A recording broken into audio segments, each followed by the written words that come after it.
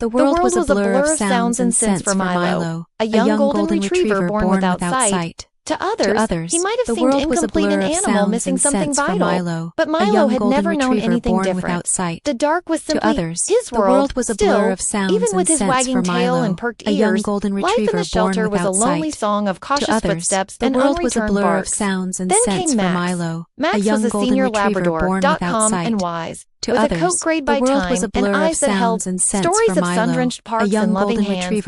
His family had moved away, leaving him behind, and now he lay quietly in the kennel across from Milo's, barely looking up when people passed. But the first time Milo sniffed the air and caught Max's scent, something changed. He pawed the ground, excitedly, whining softly. Max looked up. Their first touch wasn't dramatic, just a quiet nudge of noses between two wired fences. But it was enough. Something ancient stirred between them. Connection.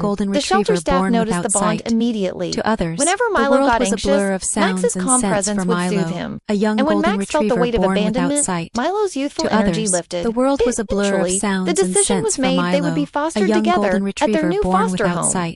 Something beautiful began to unfold. The yard was vast, filled with grass and trees, a space meant for dogs to run. But Milo hesitated. He tilted, his head, unsure of his steps. Max walked ahead, slowly, letting his paws crunch through the grass.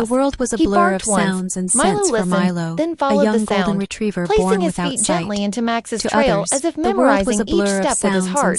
Every day, Max would lead, and Milo would follow up the porch steps, around the tree, even to the water bowl. They became a choreography of trust.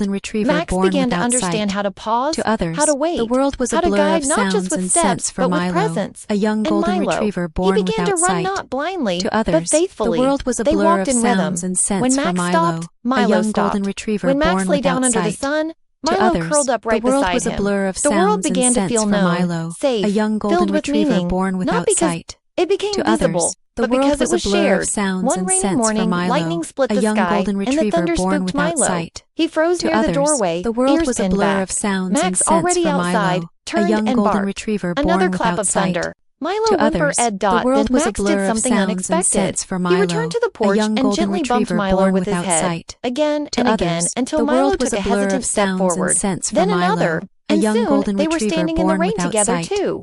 Dogs, one blind from birth, one fading with age, but both entirely alive. Milo began to trust more. The world opened wider. The family who fostered them posted a video online. Milo stepping behind Max on a trail, his paws landing exactly where Max had walked. The internet fell in love. They were called the miracle pair, the shadow and the sun. Paws with purpose. Adoption requests poured in, but the shelter had one condition: they must be adopted together. And so they were. Their new home had windows that stretched down to the floor, letting Max bask in the light. He still loved, and letting Milo feel the warmth on his face. Every morning they walked the garden path, Max leading as always, Milo trusting the rhythm of another dog's paws. Time passed. Max grew slower, but Milo became steadier. Sometimes he would nudge Max forward, as if saying, "Your turn to lean. On me now." Love had changed everything. Sight wasn't necessary. Words weren't needed. Just presence. Just pause. In a world Milo couldn't see. He had learned to live boldly not by following the light, but by following the heart of another dog, and that was more than enough.